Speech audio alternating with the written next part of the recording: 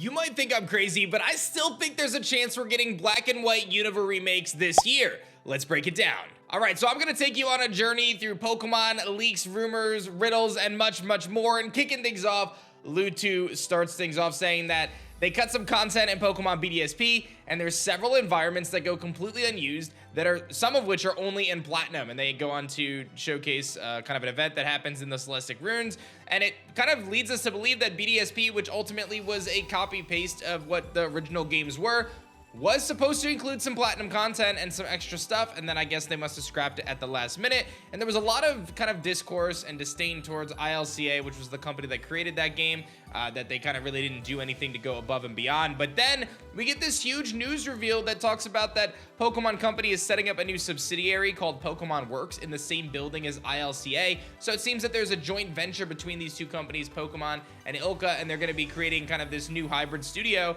And it goes on a step further that they did register the Pokemon domain PokemonWorks.jp.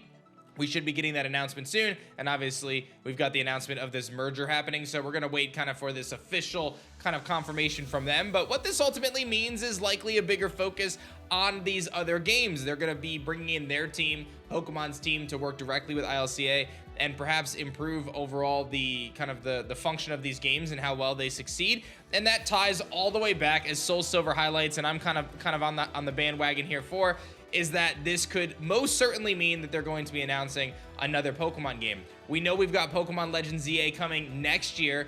It's very unlikely of Pokemon to not want to release a main series title going into the fall this year, and this could be their perfect window to do so with this kind of remake of Unova, bring us back to that region and kind of give the fans that sequential game that we were looking for, while also maybe improving upon some of the kind of pitfalls that they had when they released Pokemon BDSP. So I'm all on board on this. I think this is really sick, and I'm excited to kind of see what happens over these next few months, because for a remake, you don't need as long of a reveal cycle, right? Like, you don't need this super long 12-month reveal cycle. You can kind of condense it into 3 or 4 months. So it's still very possible this is happening. Maybe I'm just coping, but I really think there's a good chance that we are going to Black and White 3 or Unova by the end of the year. One of the craziest things came out about a Mega Evolution that was scrapped, and we're gonna talk about that. But before we get into that, I gotta tell you about something that I'm just so excited about. You guys know that I've been spending the last couple years creating a game called Alolans, my own monster franchise, and we launched with a TCG on Kickstarter and set historic numbers.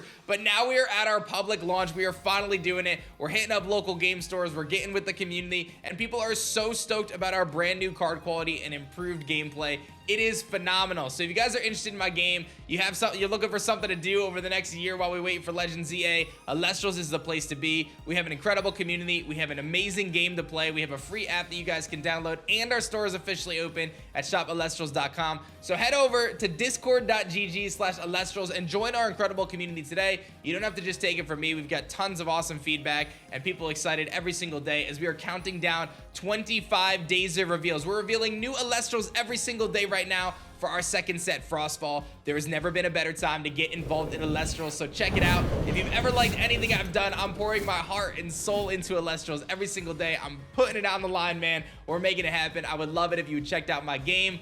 Check it out right now at discord.gg/Alolans, and thank you guys so much for your support. So going back to the Mega Evolution talk, something else I'm very excited about. We've got Matt Yucana, who scrubbed some assets a few years ago from Pokemon Home, and there was a cry that was led to believe that it could have been Jinx or something like that that was left in the data files. Well, it's confirmed now, based on Matt Yucana's post here. There's 2 notable files based on naming conventions. These are potentially scrapped concepts for a second form of Celesteela and Mega Jinx. Finally, after all these years, I can confirm it was Mega Jinx all along. How about that? That is absolutely bonkers. So they had a Mega Jinx cry in Pokemon Home going back to 2020, and they scrapped it, and there was another Celesteela form as well. So it is very possible. I'm not going to say it's confirmed or likely or guaranteed or any of that stuff, but it's very possible that we do get Mega Jinx in the new Pokemon game, right? Because this is obviously a concept that they created. If they made a cry for it, I would think that that was like one of the last things you would do when creating a Pokemon concept. So if they created the cry for Mega Jinx, it seems as though that, you know, a concept for Mega Jinx was created, and maybe they're holding it off for Pokemon Legends ZA. So stay tuned for that, because I think that could be really awesome to explore. Riddler, who's been relatively quiet lately, the Chinese Riddler, but he did post on social media the other day listing a bunch of mythical Pokemon and then kind of tying their game title to them. We kind of skimmed to the bottom of the list, and you've got Deontay, Hoopa and Volcanion, with a Kaku, which is Intimidate. That is the code name for Pokemon Legends EA. So Ku basically saying, hey, Deontay, Hoopa, and Volcanion, those 3 mythical Pokemon are going to be obtainable in Pokemon Legends EA, and most likely in a way that you'll just be able to get them, right? That seems to be the case. We kind of look at some of the other, mythicals on this list, and those are mythical Pokemon that you were able to find in the game, like Manaphy in Legends Arceus, or like Jirachi in BDSP, etc. So we'll have to wait and see, but I am excited at the prospect of getting that Volcanion. I remember how many times I played through Pokemon X and Y going through that desert, and I can't get to the Volcanion in that door, and I feel like that's something exciting. So we'll see what that turns into. And then Riddler Who makes another post that I find very interesting. There's a post of one of the pages from the Legends EA announcement, and it's a bunch of kind of text, and then you see this screenshot from the Paldea region, and you see kind of this NPC saying apparently all 5 of these buildings are owned by a real estate firm called Paldea Realty, and the exact same kind of name and signage is there and in the report for Pokemon Legends EA. So it seems as though this Paldea Realty group is probably going to be leading some of the development of the new Lumiose, or kind of the revamped version of Lumiose that we're going to be heading towards in Kalos for Pokemon Legends EA. So a couple things to note there. He then goes on to highlight kind of some of these same structures and stuff going back to even further games. So there's a lot of kind of a lot of signs pointing towards this. There's a couple other riddles tied in here. He underlined some things, and it seems as though there's a lot more tied together here than we initially thought. So as we start to uncover more information about Legends EA, I think this is something to kind of keep an eye on. If you guys didn't see, Pokemon released a real-life Miraidon. So they actually have like this mechanical Miraidon, and they were building like a motorcycle for it, I think, and all sorts of stuff.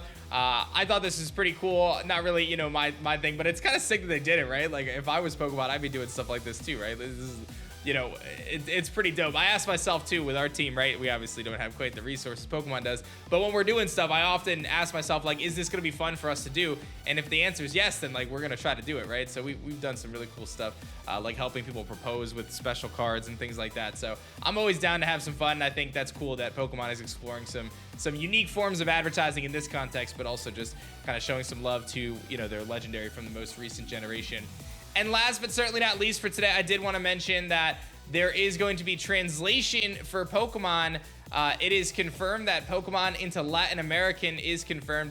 Pokemon Company says that they're going to be working on translation for the new main games specific to Latin America, and includes new names of moves and even types. Bug type is now called Insect type in Latin America. Likewise, fighting type fight type becomes fight type. There's some translation things there, but very interesting stuff. So very cool if you are in Latin America, which I know a lot of you guys are. So shout outs to y'all.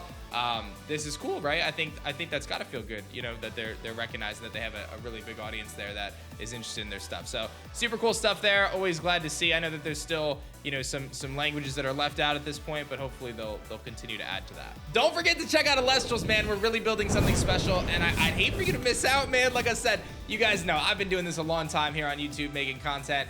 I'm pouring my heart and soul and everything into my game Alestrals, man, and we're gonna do some really special things.